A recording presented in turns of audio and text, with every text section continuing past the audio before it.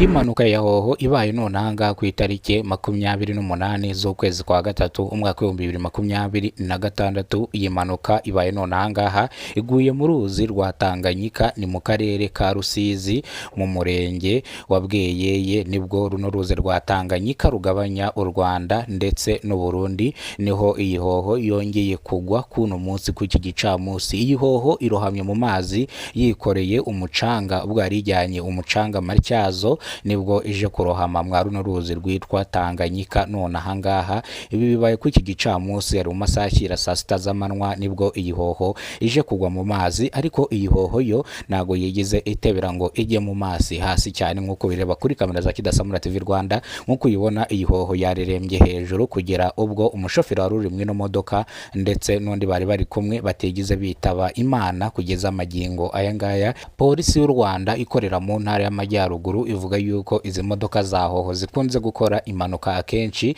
bitewe n'uburangare bw'abashoferi cyangwa n'abashoferi baziha batazizi. Iyi makuru avuga yuko umushoferi waroshye ino Hoho nago ari umushoferi wari usanzwe ayitwara, ahubwo ni tandiboyi wari uyitwaye. Ubwo umushoferi yararimo ahereza experience uyu tandiboyi kugira ngo nawe azajye kwaka akazi ko gutwara Hoho, dore yuko yari afite perime imaze amezi 2 ayifashe. Nibwo rero yaje guherezwa iyi modoka kugira ngo ayitware azane umucanga mu Matyazo. Birangira uyu musore yibagiye gufata feri moteri apangura vitesi nabi. Ubwo iyi modoka ya Hoho igira buwate 2 ikagira vitesi 12, mu gupangura buwate nabi birangira imodoka iguye premuru afashe feri moteri, birangira iruhukiye mu mazi. Bityo polisi irasaba abantu bose bafite kampanyi zitwara Hoho cyangwa kampanyi zifite imodoka za Hoho kujya bahereza abashoferi babanje kureba yuko abo bashoferi bazi imodoka, kandi ikindi bajye babwira abashoferi babo yuko nta wundi muntu bashaka kuba bahereza ikinyabiziga mu gihe bagiye mu kazi gatandukanye, bityo kugira ngo